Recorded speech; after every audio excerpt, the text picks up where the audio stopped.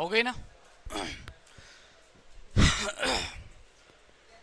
अब भाई आवाज नहीं है ना बच्चों। इस जीके के सेशन में हम बात कर रहे थे राज्य व्यवस्था के बारे में और टॉपिक चल रहा था हमारा राष्ट्रपति। भारत के राष्ट्रपति के बारे में बात कर रहे थे, राष्ट्रपति। ठीक है ना बच्चों। राष्ट्रपति में हमने कल की क्लास में बात की थी प्रमुख महत्वपूर्ण अनुच्छेदों के बारे में, जिसमें बच्चों ध्यान रखना, एक बार मैं वापिस रिवीजन करा रहा हूं, एक बार साथ में आप रिवीजन करोगे तो याद हो जाएंगे। बच्चों ध्यान रखना, आर्टिकल 52 अनुच्छेद 52 में राष्ट्रपति के पद का उल्लेख है कि भाई भारत में क्या होगा, राष्ट्रपति होगा। अर्थात राष्ट्रपति पद का उल्लेख किस आर्टिकल में है या अनुच्छेद में? आर्टिकल 52 में। बच्चों उसके बाद में आर्टिकल 53 में कार्यपालिका का संवैधानिक प्रमुख कौन होगा? राष्ट्रपति होगा। उसके बाद में बच्चों आर्टिकल 54 महत्वपूर्ण है बच्चों, ध्यान रखना, इसमें निर्वाचन मंडल का उल्लेख है। किसका उल्लेख है? निर्वाचन मंडल का उल्लेख है। और बच्चों ध्यान रखना, राष्ट्रपति के निर्वाचन मंडल में कौन कौन शामिल होते हैं? लोकसभा, राज्यसभा और विधानसभा के निर्वाचित सदस्य, 28 राज्य प्लस 2 केंद्र शासित प्रदेश। बच्चों ध्यान रखना, उसके बाद में आर्टिकल 55 निर्वाचन प्रणाली। ठीक है ना बच्चों, निर्वाचन प्रणाली किस आर्टिकल में है? आर्टिकल 55 में। बच्चों उसके बाद में हमने आर्टिकल 56 के बारे में बात की है, कार्यकाल। और सामान्यतः राष्ट्रपति का कार्यकाल होता है 5 वर्ष। बच्चों उसके बाद में हमने बात की आर्टिकल 57 में पुनः निर्वाचन। और बच्चों एक बात हमने ये भी की थी कि अमेरिका में यूएसए अमेरिका के संविधान में यह प्रावधान किया गया कि कोई व्यक्ति 1-2 बार से अधिक क्या नहीं बन सकता है? राष्ट्रपति नहीं बन सकता है। बच्चों उसके बाद में बात की हमने 58 के बारे में, योग्यता। और बच्चों ध्यान रखना, योग्यता में एक बात सबसे महत्वपूर्ण है, न्यूनतम आयु कितनी होनी चाहिए? 35 वर्ष। बाकी बाकी जितने भी पदाधिकारी है उनकी योग्यता सेम है। लोकसभा के सदस्य, राज्यसभा के सदस्य बच्चों इनकी और राष्ट्रपति उपराष्ट्रपति लगभग इनकी योग्यता सेम है। बच्चों एक बात सबसे महत्वपूर्ण है, राष्ट्रपति में और उपराष्ट्रपति में न्यूनतम आयु कितनी होनी चाहिए? 35 वर्ष। ठीक है बच्चों। उसके बाद में हमने बात की थी पद के लिए सेवा शर्तें। बच्चों इसमें वेतन भत्तों का उल्लेख है। वर्तमान में राष्ट्रपति का वेतन कितना है? 5 लाख। ठीक है ना बच्चों। उसके बाद में हमने बात की थी आर्टिकल 60 शपथ। बच्चों ध्यान रखना, सबसे महत्वपूर्ण है, शपथ कौन दिलाता है? सर्वोच्चतम न्यायालय का मुख्य न्यायाधीश। सर्वोच्चतम न्यायालय का मुख्य न्यायाधीश राष्ट्रपति को क्या दिलाता है? शपथ दिलाता है। राष्ट्रपति अपना त्याग पत्र किसे देता है? उपराष्ट्रपति को अपना क्या देता है? त्याग पत्र। बच्चों पिछली क्लास में यहां तक हम पढ़ चुके हैं, यहां तक कोई डाउट नहीं है। ठीक है ना बच्चों। आज बात करेंगे कुछ महत्वपूर्ण और आर्टिकल है उनके बारे में। बच्चों हेडिंग डालना आर्टिकल 61। ठीक है ना बच्चों, आर्टिकल 61 अनुच्छेद 61 या 61। बच्चों आर्टिकल 61 में क्या है समझना, इसमें है बच्चों ध्यान रखना महाभियोग। ठीक है ना, लिखना महाभियोग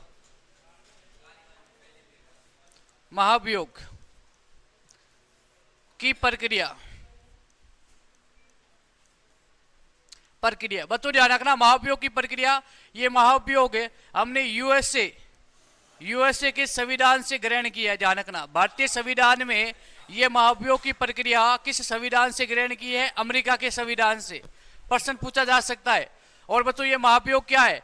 बच्चों ध्यान रखना, महाभियोग का मतलब यह है कि राष्ट्रपति अपने पद का क्या कर रहा है? दुरुपयोग।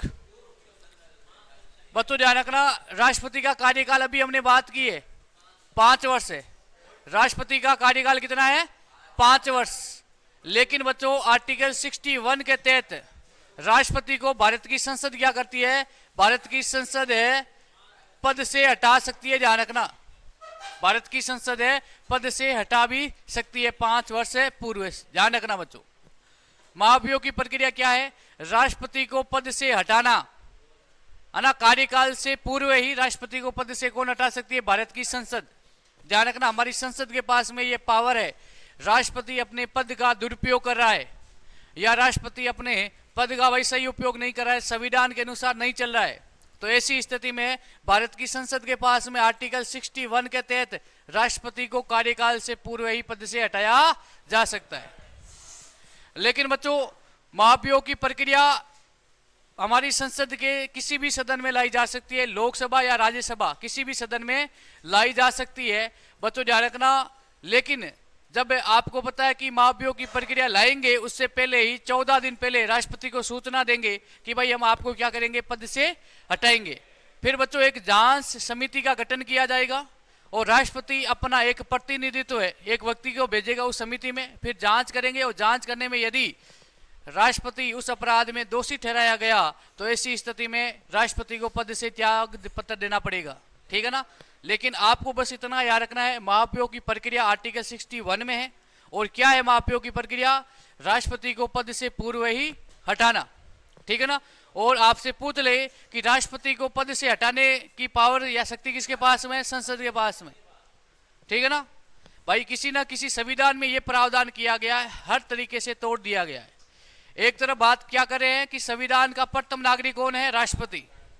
लेकिन राष्ट्रपति भी ज्यादा अपने पद का दुरुपयोग कर रहा है तो संसद के पास में पावर है, उसे पद से हटाया जा सकता है। आपको पता है कि न्यायपालिका और कार्यपालिका दोनों अलग अलग है या नहीं है भाई? कार्यपालिका और न्यायपालिका दोनों अलग अलग है। फिर भी यदि न्यायपालिका के मुख्य न्यायाधीश, हमारे सर्वोच्चतम न्यायालय के मुख्य न्यायाधीश अपने पद का सही उपयोग नहीं कर रहा है, फिर भी संसद के पास में पावर है, उसे पद से हटा सकती है। ध्यान रखना, न्यायपालिका कार्यपालिका से अलग है। फिर भी यदि न्यायपालिका सही ढंग से काम नहीं करी है, मुख्य न्यायाधीश अपने पद का सही उपयोग नहीं कर रहा है, तो संसद के पास में पावर है, उसे पद से हटा देगी, ठीक है ना। और राष्ट्रपति को पद से हटाने की पास में पावर किसके पास में? संसद के पास में। भाई 5 साल का तो कार्यकाल होता है, लेकिन इससे पहले ही राष्ट्रपति बोलेगा कि मैं देश का प्रथम नागरिक हूं, है ना, मैं तो कोई संविधान की पालना नहीं करूंगा, है ना, मेरे लिए देश कोई मायने नहीं है, ठीक है। ऐसी स्थिति में संसद क्या करेगी बच्चों? महाभियोग की प्रक्रिया से राष्ट्रपति को पद से हटा देगी। तो बच्चों इसमें लिखना, नोट लगा के, मैं बोलूं वैसे लिखना नोट। अब मैं ये देखो, मेरी बात सुनो, प्रश्न कितने आएंगे? महाभियोग की प्रक्रिया किस देश से संविधान से ली गई है? अमेरिका, ठीक है। आर्टिकल पूछ ले तो 61। अब बच्चों ध्यान रखना, महाभियोग की प्रक्रिया क्या है इसके बारे में मैं कुछ बातें लिखा रहा हूं। यहां से प्रश्न तो नहीं पूछा जाएगा, लेकिन पता होना चाहिए महाभियोग क्या है। लिखना, महाभियोग में लिखना बच्चों, राष्ट्रपति अपने पद का दुरुपयोग, महाभियोग में लिखना, राष्ट्रपति अपने पद का दुरुपयोग या संविधान के अनुरूप राष्ट्रपति अपने पद का दुरुपयोग या संविधान के अनुरूप कार्य नहीं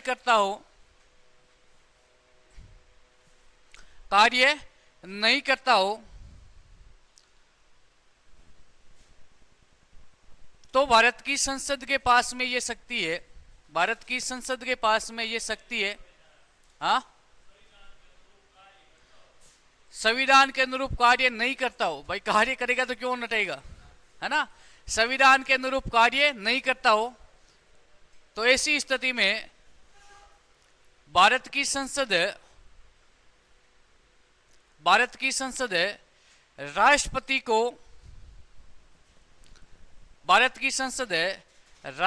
को कार्यकाल से पूर्व ही पद से हटा सकती है। अब देखो मेरी बात सुनो बच्चों, महाभियोग की प्रक्रिया क्या है? राष्ट्रपति को पद से हटाना, सीधी बात तो ये। अब मेरी बात सुनो, आपसे पूछ ले कि राष्ट्रपति को पद से हटाने की पावर या शक्ति किसके पास में है? संसद के पास। आर्टिकल पूछ ले तो आर्टिकल 61। और एक प्रश्न क्या पूछा जाएगा? महाभियोग की प्रक्रिया किस संविधान से ली है? अमेरिका। इससे ज्यादा प्रश्न नहीं पूछा जाएगा। ज्यादा डीप से जाने की आवश्यकता नहीं है बच्चों, ध्यान रखना, है ना भाई। संसद के किसी सदन में लाया जा सकता है ये महाभियोग, लोकसभा में भी लाया जा सकता है, राज्यसभा में। अब मैं बता देता हूं राष्ट्रपति को पद से कैसे हटाएंगे ना भाई, शॉर्टकट में समझ लो। टाइम तो थोड़ा बहुत 5 मिनट खराब होगा आपका, लेकिन समझ लो बच्चों, ध्यान रखना। अभी वर्तमान में राष्ट्रपति है द्रौपदी मुर्मू। ये अपने पद का क्या करिए, दुरुपयोग करिए, संविधान के अनुसार काम है नहीं करिए।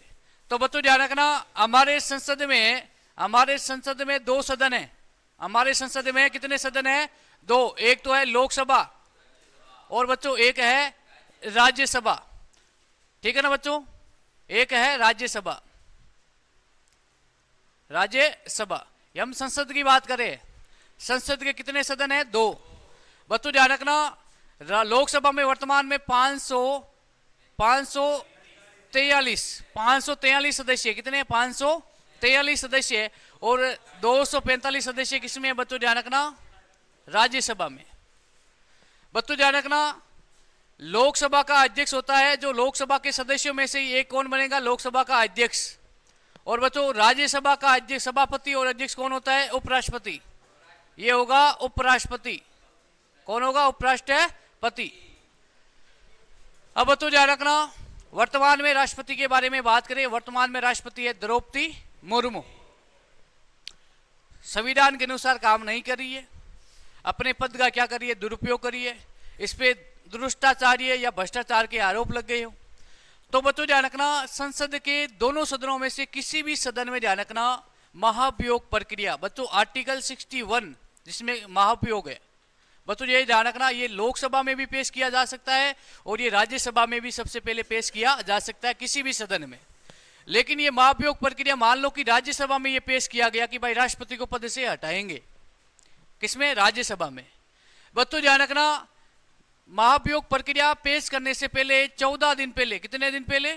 14 दिन पहले भाई किसको सूचित करेंगे? राष्ट्रपति को, कि भाई आपके खिलाफ हम क्या ला रहे हैं? महाभियोग, आपको पद से हटा रहे हैं। राज्यसभा में लाएंगे तो राज्यसभा के जो सभापति है या राज्यसभा के जो पक्ष के नेता है वो सूचना देंगे कि भाई आपको क्या करेंगे? पद से हटाएंगे। राष्ट्रपति क्या करेंगे? राष्ट्रपति एक व्यक्ति को अपना प्रतिनिधित्व भेजेंगे और बच्चों ध्यान रखना, एक समिति का गठन करेंगे। समिति का गठन करेंगे जिसमें 5 से 10 व्यक्ति होंगे। फिर इसकी क्या करेंगे? जांच करेंगे। एक तो राष्ट्रपति का प्रतिनिधित्व कोई भी व्यक्ति हो सकता है, राष्ट्रपति का पक्ष लेगा। फिर ये जांच कमेटी करेगी। जांच कमेटी में यदि राष्ट्रपति अपराधी पाए गए, जो आरोप लगाया गया है, तब बच्चों ध्यान रखना, यहां से क्या करेगा? वो महाभियोग की प्रक्रिया क्या हो जाएगी? पास की जाएगी। बहुमत के आधार पे क्या की जाएगी? पास की जाएगी, 1/3 बहुमत से, ठीक है ना। यहां से बहुमत पास हो गया, फिर जाएगा लोकसभा में। लोकसभा में सेम प्रक्रिया होगी। लोकसभा में ये वहां जो महाभियोग की प्रक्रिया का जो विधेयक है वो पास हो गया तो राष्ट्रपति को क्या देना पड़ेगा? त्यागपत्र देना पड़ेगा। यदि राज्यसभा से पास हो गया, लोकसभा से पास नहीं हुआ तो राष्ट्रपति क्या नहीं देगा? त्यागपत्र नहीं देगा। ये बच्चों महाभियोग की प्रक्रिया है। अभी तक एक भी राष्ट्रपति को महाभियोग की प्रक्रिया से नहीं हटाया गया। सबसे पहले आपसे पूछ ले भाई, इतना ज्यादा डीप से नहीं पूछा जाएगा, लेकिन बेसिक नॉलेज के लिए मैं बता रहा हूं क्योंकि आप भूलोगे नहीं इसको। सबसे पहले किस राष्ट्रपति के खिलाफ महाभियोग की प्रक्रिया लाई गई? बच्चों ध्यान रखना, राजेंद्र प्रसाद जी के खिलाफ। देश के प्रथम राष्ट्रपति कौन थे? डॉक्टर राजेंद्र प्रसाद। और आर्टिकल 61 का उपयोग सबसे पहले किसके खिलाफ किया गया? डॉक्टर राजेंद्र प्रसाद जी के खिलाफ किया गया। बच्चों उसके बाद में नेक्स्ट लिखना आर्टिकल 72 अनुच्छेद, अरे 62 लिखने की आवश्यकता नहीं भाई, 62 में क्या है समझ लो। अरे 72 ही लिखा रहा हूं भैया ना, अब बाकी आर्टिकल लिखने की आवश्यकता नहीं। आर्टिकल 62 में क्या है मैं बता देता हूं, है ना।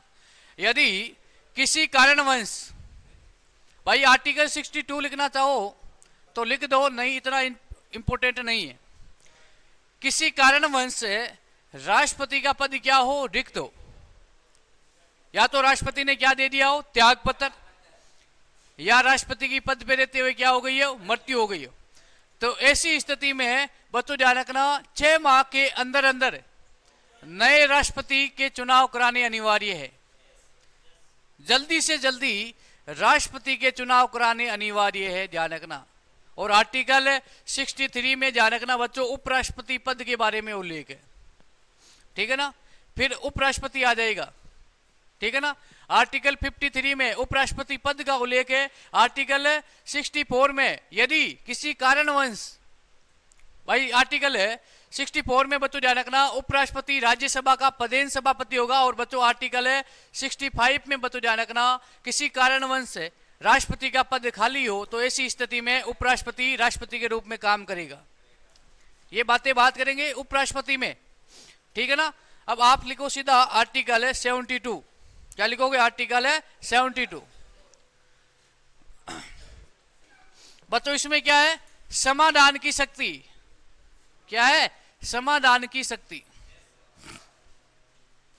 समाधान की शक्ति, समाधान की शक्ति। बच्चों ध्यान रखना, हमारे देश की अंतिम अपीलीय न्यायालय है सर्वोच्चतम न्यायालय, समझना। हमारे देश का अंतिम न्यायालय कौन सा है, या सुप्रीम कोर्ट या सर्वोच्चतम न्यायालय या उच्चतम न्यायालय। बच्चों ध्यान रखना, समझना। हमारे न्यायपालिका की मैं संरचना बता देता हूं आपको। सबसे ऊपर क्या है, सर्वोच्चतम न्यायालय है या नहीं है, जो अंतिम अपीलीय न्यायालय। उसके नीचे क्या है बच्चों, हाई कोर्ट है बच्चों। उसके बाद में जिला न्यायालय, जिला न्यायालय के अधीन बच्चों क्या आ जाएंगे आपके, डिस्ट्रिक्ट न्यायालय, ठीक है ना। और उसके बाद में बच्चों नीचे ग्राम न्यायालय भी आ जाएंगे। जिला न्यायालय, उसके बाद में भाई तहसील न्यायालय ना, ये यहां पर डिस्ट्रिक्ट न्यायालय भैया ना। बच्चों ध्यान रखना, एक व्यक्ति को, ये एक व्यक्ति है जिसको बच्चों ध्यान रखना, डिस्ट्रिक्ट न्यायालय ने 10 वर्ष की क्या सुनाई है, सजा सुनाई है। इसने कोई अपराध किया है और इसे 10 साल की क्या सुनाई है, सजा सुनाई है। तो बच्चों ध्यान रखना, यहां पर इसको सजा सुना दी डिस्ट्रिक्ट न्यायालय ने, फिर तो ये कहां जाएगा, हाई कोर्ट में, इसको चुनौती देगा। हाई कोर्ट ने भी इसको 10 साल की सजा सुना दी, फिर ये कहां जाएगा, अंतिम अपील कहां करेगा, सर्वोच्चतम न्यायालय। और सुप्रीम कोर्ट ने कहा कि भाई 10 साल नहीं, आपको तो फांसी की सजा देंगे। क्या देंगे, फांसी की। आपको क्या देंगे, क्या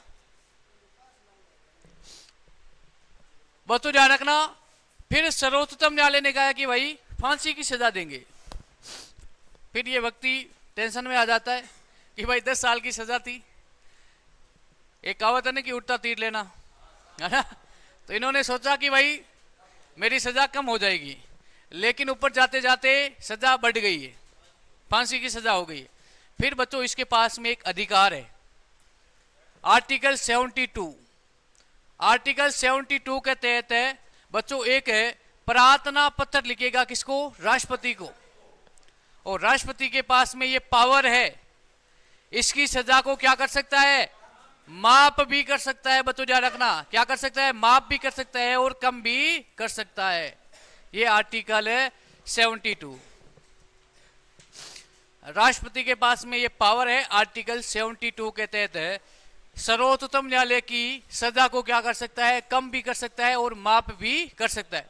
अब भाई राष्ट्रपति के पास में इन्होंने ये एक प्रार्थना पत्र लिखी, अर्जी लिखी कि भाई मेरे से गलती हो गई है, मेरे छोटे छोटे बच्चे हैं, मेरे घर में परिवार में कोई कमाने वाला नहीं है, मेरे माता पिता भाई अब उनकी इतनी अवस्था नहीं है कि वो कमा सके, है ना, वो भी बीमार रहते हैं, छोटे बच्चे हैं, बच्चियां है।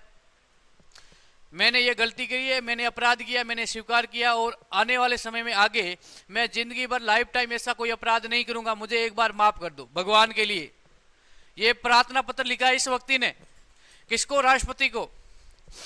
राष्ट्रपति के पास में भाई पावर है, इस प्रार्थना पत्र, इसके भाग्य अच्छे हैं, किस्मत अच्छे है तो राष्ट्रपति तुरंत इसको देख लेगा, नहीं तो इसमें टाइम लग जाता है 1 साल 2 साल। फिर बच्चों ध्यान रखना, राष्ट्रपति पढ़ेगा, पढ़ने के बाद में राष्ट्रपति को लगेगा कि भाई ईमानदार बंदा है, किसी कारणवश इस पे अपराध हो गया, इससे इसके हाथों से आगे नहीं करेगा, तो राष्ट्रपति इसकी सजा को भी कम कर सकता है। बच्चों ध्यान रखना कि भाई फांसी की सजा है, राष्ट्रपति बोलेगा कि भाई इसको क्या करेंगे, 5 साल की सजा दे दो और माफ करो, या इसकी पूरी सजा क्या कर देगा, माफ कर देगा।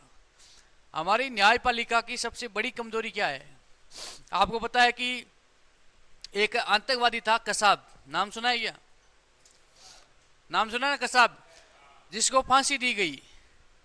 बच्चों ध्यान रखना, बहुत दुर्भाग्य की बात है, उन्होंने अटैक किया।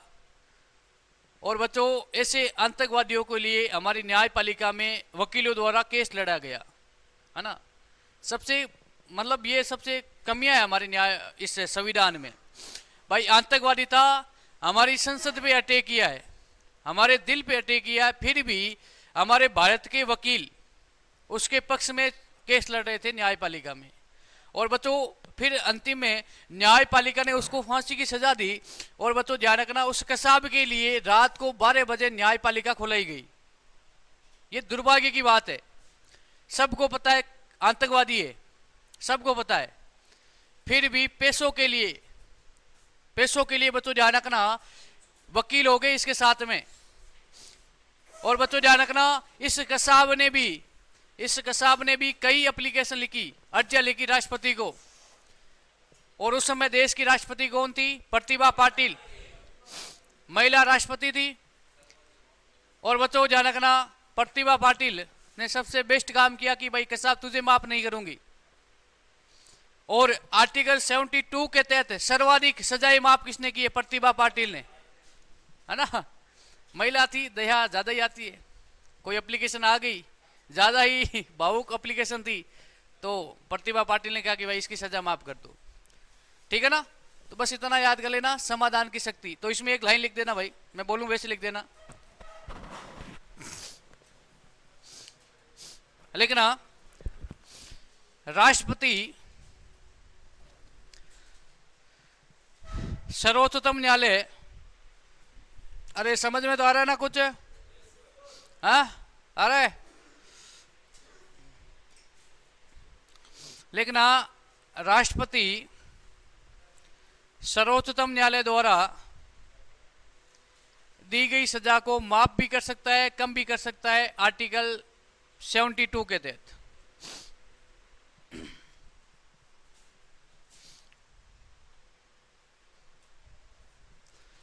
बच्चों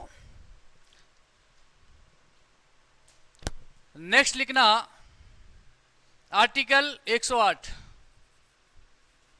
अनुच्छेद 108, है ना। अनुच्छेद 108, इसमें क्या है? संयुक्त अधिवेशन। क्या है? संयुक्त अधिवेशन है भाई।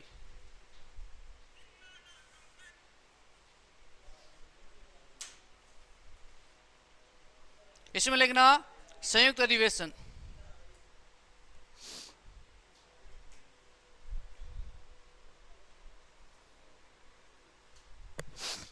ठीक है ना, लिखना संयुक्त अधिवेशन।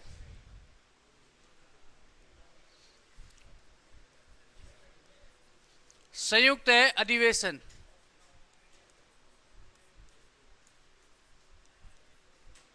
संयुक्त अधिवेशन दिखाई दे रहा है ना पीछे? हाँ, अब ये संयुक्त अधिवेशन क्या है, कौन बताएगा? संयुक्त अधिवेशन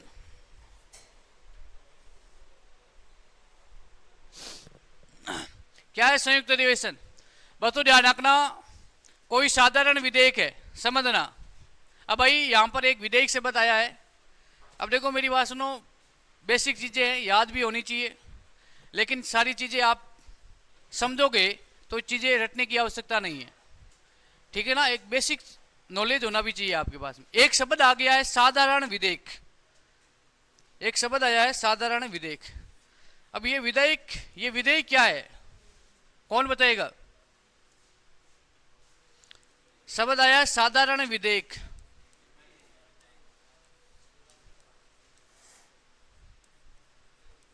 साधारण विधेयक। अब बच्चों ध्यान रखना, विधेयक का मतलब मैं बता देता हूं, कच्चा कानून। क्या है? कच्चा कानून, कच्चा कानून। और बच्चों विधेयक कितने प्रकार के होते हैं, यह प्रश्न भी पूछा जा सकता है। प्रकार तो बच्चों ध्यान रखना, प्रकार है 3। साधारण विधेयक, धन विधेयक और वित्त विधेयक। विधेयक कितने प्रकार के हैं? 3। एक तो है बच्चों धन यानी पैसे के बारे में, और एक बच्चों वित्त, ये भी बच्चों लेन देन के बारे में, और एक है बच्चों साधारण। बच्चों ध्यान रखना, ये दोनों ही धन विधेयक और वित्त विधेयक हमेशा लोकसभा में पेश किए जाते हैं। किसमें? लोकसभा में। और बच्चों साधारण विधेयक लोकसभा में भी पेश किया जा सकता है और राज्यसभा में भी पेश किया जा सकता है। बच्चों विधेयक का मतलब क्या है समझना। विधेयक का मतलब है कि ये एक खाली पेज है और भारत सरकार को लगा कि हम क्या करेंगे, एक संविधान में क्या बनाएंगे, नया कानून बनाएंगे। क्या बनाएंगे? कानून। अभी एक संविधान में संशोधन किया गया है, उसका नाम है वफक। वफक है बोर्ड। बच्चों ध्यान रखना, इस वफक बोर्ड पे हम बात कर लेते हैं, आपको समझ में आ जाएगा कि कानून कैसे बनता है। बच्चों ध्यान रखना, इसमें क्या करना है? संशोधन करना है। सरकार करेगी संशोधन, हमारी संसद करेगी, क्या करेगी? संसद संशोधन करेगी। आपसे पूछ ले कि संविधान में नया कानून कौन बनाती है? संसद। संविधान में संशोधन कौन करती है? संसद करती है। अब इस वफक बोर्ड पे संशोधन कौन करेगी? संसद करेगी। करेगी या नहीं करेगी?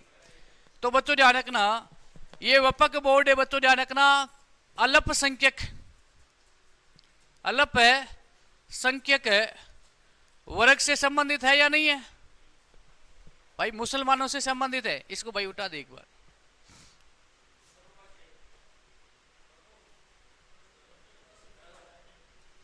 मेरी बात सुनो, टकला है ना वो तो।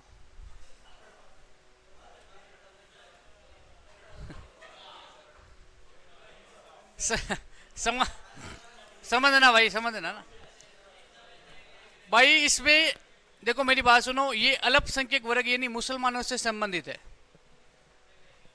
बतो ध्यान रखना, अब भारत सरकार यानी मोदी सरकार में जो अल्पसंख्यक वर्ग के जो मंत्री है, अल्पसंख्यक वर्ग के जो मंत्री है, वो क्या करेंगे बच्चों ध्यान रखना, इस कानून में जो हम संशोधन करेंगे वो एक पेज पे लिखेंगे, एक कागज पे लिखेंगे या प्रिंट करवाएंगे कि भाई इसमें ये संशोधन हम करेंगे। क्या करेंगे? इसमें क्या करेंगे? ये बातें संशोधन करेंगे। कौन है? मंत्री करेगा। ये मंत्री का काम है, क्योंकि उस मंत्री से संबंधित ही ये संशोधन किया जा रहा है। फिर बच्चों ध्यान रखना, ये साधारण विधेयक है बच्चों ध्यान रखना। और बच्चों ध्यान रखना, इस जो विधेयक के बारे में जो इसमें संशोधन करने वाली जो बातें लिखी गई है, जो ये अभी तक पारित नहीं हुआ है, इसकी एक रूपरेखा बनाई गई है, उससे कहते हैं बच्चों विधेयक। क्या कहा जाता है? विधेयक। अभी तक ये पारित नहीं हुआ है, बस उस कानून के बारे में क्या बनाई गई है? एक रूपरेखा बनाई गई है कि ये हम कानून बनाने वाले हैं। फिर बच्चों क्या है कि फिर ये लोकसभा है और बच्चों ध्यान रखना ये है राज्यसभा। क्या है? राज्यसभा। बच्चों ध्यान रखना, ये विधेयक पहले लोकसभा में पेश किया जाएगा, फिर लोकसभा से ये पारित होकर के फिर जाएगा राज्यसभा के पास में, फिर राज्यसभा के बाद में बच्चों यहाँ पर है राष्ट्रपति। कौन है? राष्ट्रपति। और राष्ट्रपति इस पे क्या करेगा बच्चों? हस्ताक्षर करेगा, तो ये क्या बन जाएगा? कानून बन जाएगा। ये प्रक्रिया है बच्चों ध्यान रखना, ठीक है ना। अब ये संयुक्त अधिवेशन के बारे में बात करें, कोई ये साधारण विधेयक है, साधारण विधेयक है बच्चों ध्यान रखना। संयुक्त अधिवेशन आर्टिकल 108 और संयुक्त अधिवेशन बुलाता कौन है बच्चों ध्यान रखना, आपसे पूछ ले, बुलाता है राष्ट्रपति। कौन बुलाता है? राष्ट्रपति। यह साधारण विधेयक है, लोकसभा से पारित हो गया, राज्यसभा ने पारित नहीं किया है। भाई लोकसभा से पारित हो गया है और राज्यसभा ने पारित नहीं किया है, इन दोनों के बीच में क्या बन गई है बच्चों? अनबन बन गई है, मतभेद हो गया है दोनों के बीच में। भाई किसी साधारण विधेयक है, ये एक नया कानून बना रहे हैं और बच्चों ध्यान रखना, लोकसभा से पारित हो गया है, राज्यसभा में पारित नहीं हुआ है, राज्यसभा ने मना कर दिया कि हम पारित नहीं करेंगे। तो ऐसी स्थिति में आर्टिकल 108 के तहत है, राष्ट्रपति क्या करेगा? संयुक्त अधिवेशन यानी दोनों का अधिवेशन साथ में बुलाएगा कि भाई आप साथ में बैठ करके इस पे क्या कर लो, निर्णय ले लो या डिसीजन ले लो, उससे कहते हैं संयुक्त अधिवेशन। इसको सीधा बैठा दे भाई, ठीक है ना, सीधा बैठ, एकदम सीधा बैठ, तुम भी सीधा बैठ जा, ठीक है ना। तो आपसे पूछ ले, संयुक्त अधिवेशन अभी तक कितनी बार बुलाया गया है बच्चों ध्यान रखना? 3 बार, ये याद कर लेना। तो इसमें लिखना आर्टिकल 108 में संयुक्त अधिवेशन, लिख लिया ना? लिखना बच्चों, लिखना अभी तक 3 बार संयुक्त अधिवेशन बुलाया गया है, अभी तक है 3 बार संयुक्त अधिवेशन बुलाया गया है। कितनी बार? 3 बार।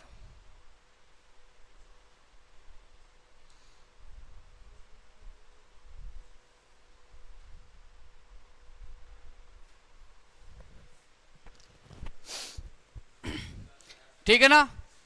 अब इसमें बच्चों एक नोट लगा के लिखना, संयुक्त अधिवेशन बुलाता राष्ट्रपति है लेकिन अध्यक्षता, नोट लगा के लिखना भाई, संयुक्त अधिवेशन बुलाता राष्ट्रपति है लेकिन अध्यक्षता लोकसभा अध्यक्ष करेगा। बच्चों ये एसएससी में प्रश्न पूछा गया, अभी हाल ही में एसएससी जीडी का एग्जाम हुआ है, उसमें पूछा गया है कि संयुक्त अधिवेशन की अध्यक्षता कौन करता है? लोकसभा। बुलाता कौन है? राष्ट्रपति। लेकिन संयुक्त अधिवेशन की अध्यक्षता कौन करता है? लोकसभा अध्यक्ष। तो बच्चों इसमें लिखना, संयुक्त अधिवेशन बुलाता राष्ट्रपति है लेकिन अध्यक्षता कौन करता है? लोकसभा अध्यक्ष। ठीक है ना बच्चों। फिर लिखना आर्टिकल 123, अनुच्छेद 123, आर्टिकल 123। बच्चों ये मैं आर्टिकल क्यों लिखा रहा हूं? क्योंकि अब की बार एग्जाम का लेवल पेपर टफ बनने वाला है, ध्यान रखना। क्योंकि अब की बार आपके कंपटीशन में बच्चों क्लर्क वाले बच्चे भी है ना, एक बच्चे ने 2-2 फॉर्म भरे हैं, तो एग्जाम का लेवल बढ़ेगा क्योंकि मेरिट वही रहने वाली है। ठीक है ना बच्चों। आर्टिकल 123 इसमें लिख देना अध्यादेश, अध्यादेश। अध्यादेश, अध्यादेश का मतलब है अस्थायी कानून, अस्थायी कानून। अब यहां से प्रश्न क्या बनेगा, ध्यान रखना। यहां से प्रश्न क्या बनेगा, अध्यादेश का उल्लेख किस आर्टिकल में है? 1, 2, 3 में। 1, 2, 3, 123। अध्यादेश जारी कौन करता है बच्चों? जारी कौन करता है? राष्ट्रपति। बस 2 बातें याद रख लेना बच्चों, ध्यान रखना। अध्यादेश क्या है मैं समझा देता हूं, समझ लो, बस इतनी बात याद कर लो। अध्यादेश आपसे पूछ ले जारी कौन करता है? राष्ट्रपति। आर्टिकल 123 और अध्यादेश एक अस्थायी कानून है, इसको समझ लो, मैं समझा देता हूं बच्चों। मैं आपसे एक प्रश्न पूछ रहा हूं बेसिक, कानून कौन बनाती है? संविधान में संशोधन कौन करती है? अब समझ लो, किसी कारणवश संसद का सत्र नहीं चल रहा है, संसद बंद है भाई, संसद का कोई सत्र नहीं चल रहा है, या तो लोकसभा का सत्र नहीं चल रहा है, लोकसभा की बैठक नहीं चल रही है, या राज्यसभा की बैठक है नहीं चल रही है। और बच्चों ध्यान रखना, देश को कानून की अति आवश्यकता है। तो ऐसी स्थिति में आर्टिकल 123 के तहत राष्ट्रपति एक अध्यादेश जारी करेगा, उसे कहते हैं अस्थायी कानून। इसकी अवधि बच्चों 6 माह तक रहती है। कितनी है? 6 माह। या बच्चों ध्यान रखना, 7 सप्ताह 42 दिन है ना, जब बैठक शुरू हो जाती है तो उसके बाद में 7 सप्ताह तक इसकी क्या रहेगी? अवधि रहेगी। अवधि याद करने की आवश्यकता नहीं है बच्चों, ध्यान रखना। ये अध्यादेश जारी कौन करता है? राष्ट्रपति। और ये एक अस्थायी कानून है। अब कोरोना काल में समझ लो आप, कोरोना काल आ गया, पूरा मार्केट बंद था, संसद की बैठकें बंद थी, लोग घर से बाहर नहीं निकल पा रहे थे। अब ऐसी स्थिति में बच्चों ध्यान रखना, हमारे देश को कानून की जरूरत पड़ गई। और कानून कौन बनाती है? संसद बनाती है। और लोग घरों से बाहर नहीं निकल रहे, संसद की सभी बैठकें बंद है और देश को कानून की जरूरत पड़ गई, तो राष्ट्रपति एक अधिकार पत्र जारी करेगा, उसे कहते हैं अध्यादेश। आर्टिकल 123 जारी कौन करता है? किस आर्टिकल में है बच्चों? मुझे बता दो, आर्टिकल 72 में क्या है? सबको याद होना चाहिए। आर्टिकल 72 में क्या है? और बच्चों आर्टिकल 61 में याद आनी चाहिए भाई। आर्टिकल 72 समाधान, आर्टिकल 61 और बच्चों आर्टिकल 108 और आर्टिकल 123 ठीक है ना बच्चों। बच्चों नेक्स्ट हेडिंग डालना, राष्ट्रपति के पास में आपातकालीन शक्ति। हाँ, इमरजेंसी पावर। नेक्स्ट हेडिंग डालना, राष्ट्रपति के पास में आपातकालीन शक्ति।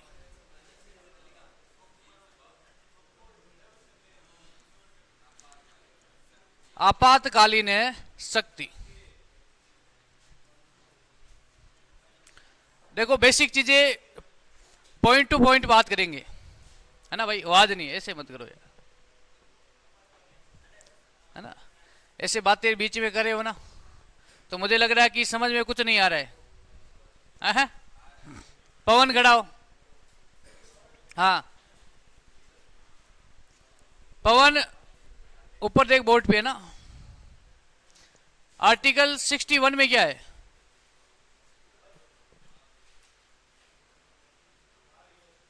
महाभियोग ना। आर्टिकल 72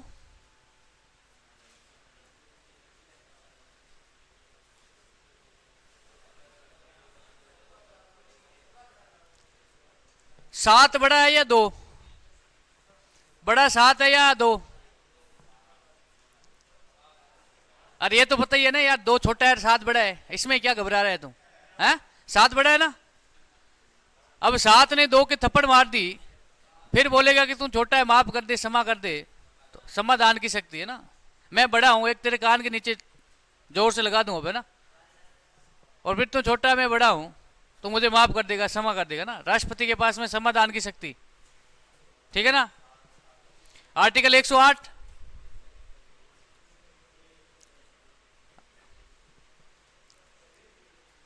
क्या है? संयुक्त अधिवेशन। आर्टिकल 123 में क्या है? अध्यादेश। क्या है? अध्यादेश। आर्टिकल 123 अध्यादेश, आर्टिकल 108 संयुक्त अधिवेशन। अधिवेशन बुलाता राष्ट्रपति है। यह प्रश्न पूछा गया है, अध्यक्षता कौन करेगा? लोकसभा अध्यक्ष। अभी तक कितनी बार बुलाया गया? 3 बार। मैंने पूरे आर्टिकल नहीं पढ़े है भाई, है ना। इसमें भी ऐसे करे हो। यदि मैं आर्टिकल शुरू करूं, आर्टिकल 52 से लेकर के आर्टिकल 151 तक है। क्या हुआ? नींद आ रही है? समझ में नहीं आ रहा है? आ रहा है? खड़ा हो तो नीचे बैठ भाई। आर्टिकल 52 में क्या है?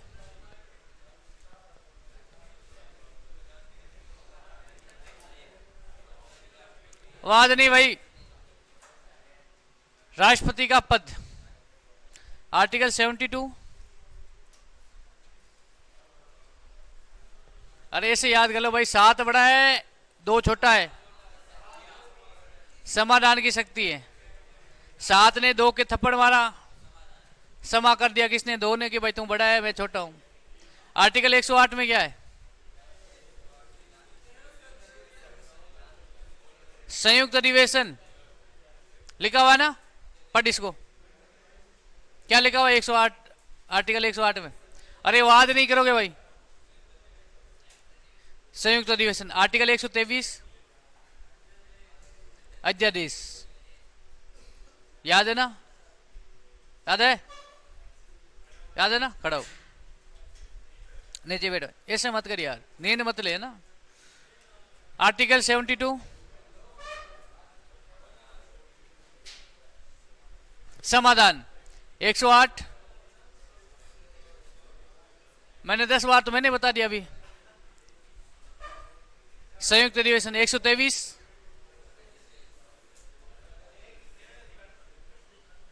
आदेश अध्यादेश कौन जारी करता है?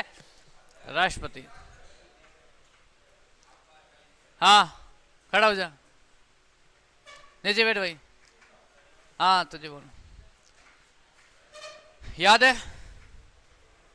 आर्टिकल 123 में क्या है?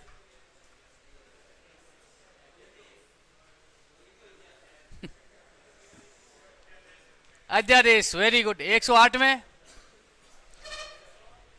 हाँ वेरी गुड। संयुक्त अधिवेशन की अध्यक्षता कौन करता है? वो रेडमल लोकसभा अध्यक्ष, वेरी गुड। अभी तक कितनी बार बुलाया गया है? 3 बार। आर्टिकल 72, हाँ नीचे बैठ, वेरी गुड, याद है ना? ऐसे कितने बच्चे ईमानदारी से बताना कि सर याद नहीं हुए? यार एक एक चीज मैंने 20 बार बता दी, अब रटना पड़ेगा भाई, जिसको याद नहीं है तो, सीधी बात है, ठीक है ना? आपातकालीन शक्ति, अब यहां से प्रश्न क्या पूछा जाएगा? बच्चों ध्यान रखना, भारतीय संविधान के भाग नंबर है 18, ठीक है ना बच्चों? भाग नंबर 18 में राष्ट्रपति के पास में आपातकालीन शक्तियों का प्रावधान है। आपातकालीन शक्ति कितनी प्रकार की है बच्चों? प्रकार याद कर लेना, 3 प्रकार है बच्चों, 3 प्रकार आपको याद रखने हैं, ठीक है ना बच्चों? कितने प्रकार? 3 प्रकार बच्चों। पहली कौन सी है? अनुच्छेद भी साथ में याद रखना है, अनुच्छेद है 352, आर्टिकल 352, अनुच्छेद 352, राष्ट्रीय आपातकाल, राष्ट्रीय आपातकाल, आपातकाल बच्चों। उसके बाद में दूसरी बात करें तो दूसरी बच्चों अनुच्छेद याद रखना है, अनुच्छेद है 356, है ना? राष्ट्रपति शासन, पति शासन बच्चों, इसकी मांग हो रही है अभी बंगाल में, है ना? न्यूज देखते हो तो आपको पता होना चाहिए, कभी हाल ही में बंगाल में वहां पर है सांप्रदायिक दंगे हुए थे, तो सभी मांग क्या कर रहे हैं कि बंगाल में क्या लगा दो? राष्ट्रपति शासन। आर्टिकल 356 के तहत राष्ट्रपति के पास में पावर है कि उस राज्य में क्या लगा दे? राष्ट्रपति शासन। अब राष्ट्रपति शासन यदि न्यूज देखते हो तो आपको पता होना चाहिए कि उस राज्य की विधानसभा क्या हो जाएगी? भंग हो जाएगी, निरस्त हो जाएगी, और संपूर्ण शक्ति किसके हाथ में आ जाएगी? राज्यपाल और राष्ट्रपति के हाथ में। अरे भाई दोनों,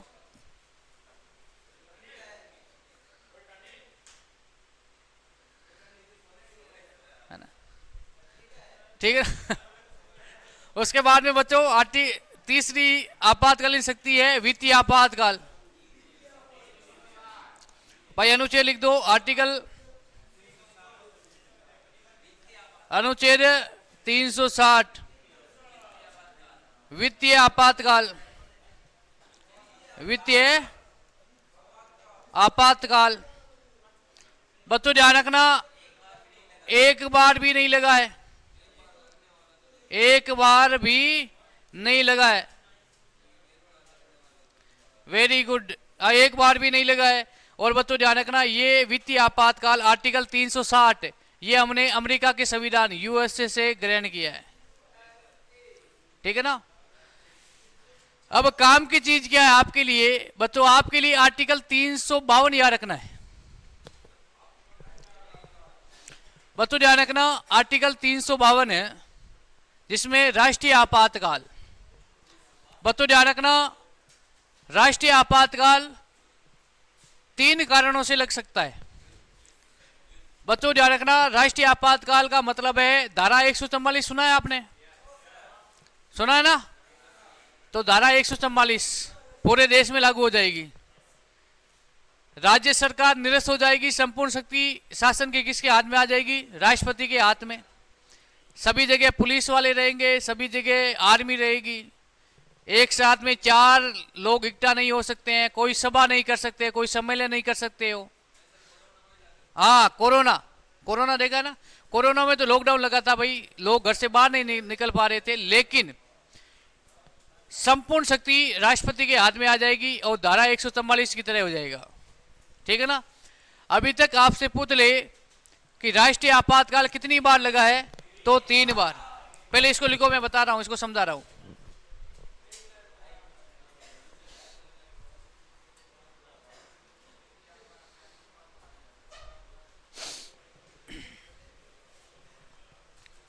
लिख लेना इसको।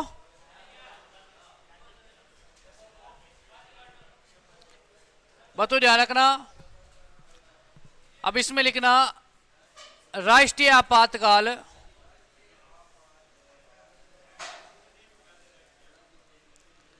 आपातकाल अभी तक 3 बार लगा। बच्चों ध्यान रखना, 3 बार लगा है तो 3 बार, पहली बार कब लगा है? 1962। बच्चों ध्यान रखना, भारत चीन युद्ध,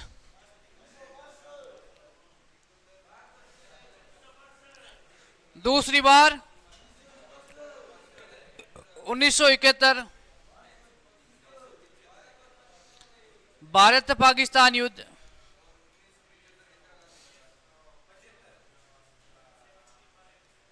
और इसी दिन ध्यान रखना बच्चों बांग्लादेश का निर्माण हो गया है। और बच्चों ध्यान रखना तीसरी बार 1975 है ना। कारण क्या है? आंतरिक अशांति, अशांति। देखो टाइम नहीं है, मैं विस्तार से बताता एक एक चीज है, लेकिन भाई इतना टाइम नहीं है हमारे पास में, बस इतना याद कर लेना राष्ट्रीय आपातकाल अभी तक कितनी बार लगा है? 3 बार। अब देखो इस समय देश के प्रधानमंत्री थे पंडित जवाहरलाल नेहरू, राष्ट्रपति थे डॉक्टर सर्वपल्ली राधाकृष्णन जी, आगे लिखेंगे राष्ट्रपति में और प्रधानमंत्री में। 1971 में प्रधानमंत्री इंदिरा गांधी जी, राष्ट्रपति कौन थे? वीवी गिरी। 75 में प्रधानमंत्री इंदिरा गांधी जी और राष्ट्रपति कौन थे? है ना, फखरुद्दीन, है ना, कौन थे? फखरुद्दीन अली अहमद। ठीक है ना। ये 3 बार राष्ट्रीय आपातकाल लगा है आर्टिकल 352 के तहत, और 352 के तहत 3 वजह से भारत में राष्ट्रीय आपातकाल लग सकता है। एक तो भाई किसी देश के साथ में क्या हो जाए? युद्ध, या कोई बाहरी आक्रमण हो जाए, या बच्चों मूल संविधान में एक शब्द था, तीसरा कारण आंतरिक है, आंतरिक अशांति। लेकिन बच्चों ध्यान रखना 44वां संविधान संशोधन, 44वां संविधान संशोधन 1978 में इस आंतरिक अशांति शब्द की जगह क्या जोड़ दिया गया है? सशस्त्र विद्रोह, सशस्त्र विद्रोह। ठीक है ना, आंतरिक अशांति शब्द को हटा दिया गया है। और बच्चों 44वां संविधान संशोधन 1978 के जगह यदि तीसरा कारण क्या है? देश के अंदर सशस्त्र विद्रोह हो गया, तो ऐसी स्थिति में राष्ट्रीय आपातकाल लगाया जा सकता है। तो एक नोट लगा के लिख देना, 44वां संविधान संशोधन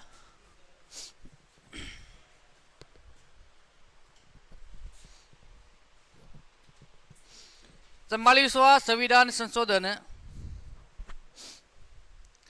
1978 आंतरिक अशांति, आंतरिक बोर्ड पे लिखा हुआ भाई, आंतरिक अशांति शब्द की जगह सशस्त्र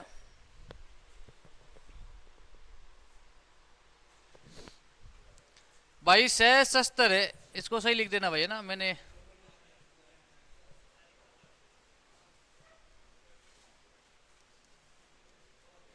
सशस्त्र विद्रोह, सशस्त्र विद्रोह शब्द जोड़ दिया गया, शब्द जोड़ दिया गया। ठीक है ना। 3 बार राष्ट्रीय आपातकाल लगा है। सीधा प्रश्न पूछा जाएगा, सन याद कर लेना, किस कारण लगा है? देख लो, भारत चीन, भारत पाकिस्तान और आंतरिक अशांति। ठीक है ना। अब एक महत्वपूर्ण है पॉइंट लिखना, हेडिंग डालना, राष्ट्रपति द्वारा प्रमुख नियुक्ति, प्रमुख नियुक्तियां।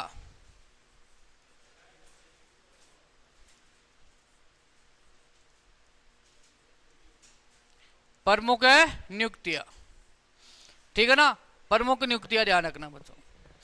बच्चों ध्यान रखना, 1 नंबर पे लिख देना प्रधानमंत्री एवं मंत्री परिषद, है ना। मंत्री परिषद की नियुक्ति। प्रधानमंत्री की नियुक्ति कौन करता है? अरे हमने हेडिंग डाली है प्रमुख नियुक्तियां, राष्ट्रपति द्वारा प्रमुख नियुक्तियां। आपसे पूछ ले कि प्रधानमंत्री की नियुक्ति कौन करता है? राष्ट्रपति। मंत्री परिषद के मंत्री की नियुक्ति कौन करता है? राष्ट्रपति। बच्चों ध्यान रखना, 2 नंबर पे लिखना राज्यपालों की नियुक्ति। राज्यपाल की नियुक्ति कौन करता है? राष्ट्रपति करता है। ठीक है ना बच्चों। आपसे पूछ ले 3 नंबर पे पूछ ले आपसे महान्यायवादी की नियुक्ति कौन करता है? बच्चों नियंत्रण एवं महालेखा परीक्षक केग, 4 नंबर पे लिख देना केग, है ना बच्चों। लिख देना नियंत्रक महालेखा परीक्षक। बच्चों ध्यान रखना, सरकारी कागजों का, सरकारी वित्त का, सब लेखा जोखा कौन करता है? नियंत्रक महालेखा परीक्षक। इसे शॉर्टकट में कहते हैं केग। ठीक है ना बच्चों। इसमें दूसरी बात लिखना, इसमें 5 नंबर पे लिख देना सर्वोच्चतम न्यायालय के मुख्य न्यायाधीश एवं हाई कोर्ट के मुख्य न्यायाधीश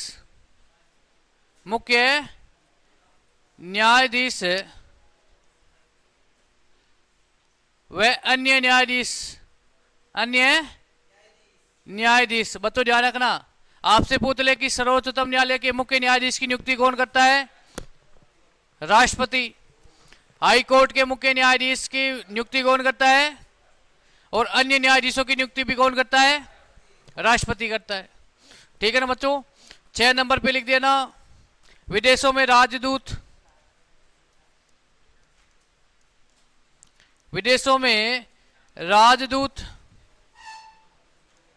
ठीक है ना। विदेशों में राजदूतों की नियुक्ति कौन करता है? राष्ट्रपति करता है। ठीक है ना बच्चों। भाई वित्त आयोग के अध्यक्ष, वित्त व निर्वाचन,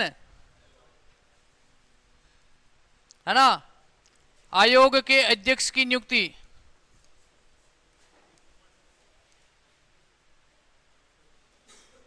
अध्यक्ष। बच्चों ये प्रमुख नियुक्तियां थी। पिछली बार तो मैंने थोड़ी ज्यादा ही लिखी, लेकिन ये महत्वपूर्ण है।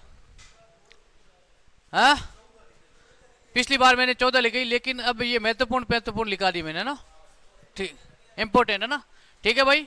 प्रधानमंत्री पूछा गया है, मंत्री परिषद पूछ ले, राज्यपाल, महान्यायवादी, नियंत्रण महालेखा परीक्षक। और ये ध्यान रखना 1, 2, 3 और बच्चों 5, ये 5 नंबर ये सबसे महत्वपूर्ण है। ठीक है ना।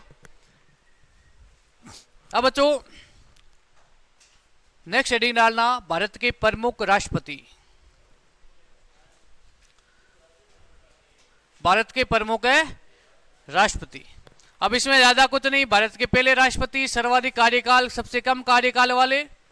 और बच्चों ध्यान रखना भारत की प्रथम महिला राष्ट्रपति, वर्तमान में राष्ट्रपति के बारे में बात करेंगे। आज के लिए इतना ही भाई। जय हिंद, जय भारत।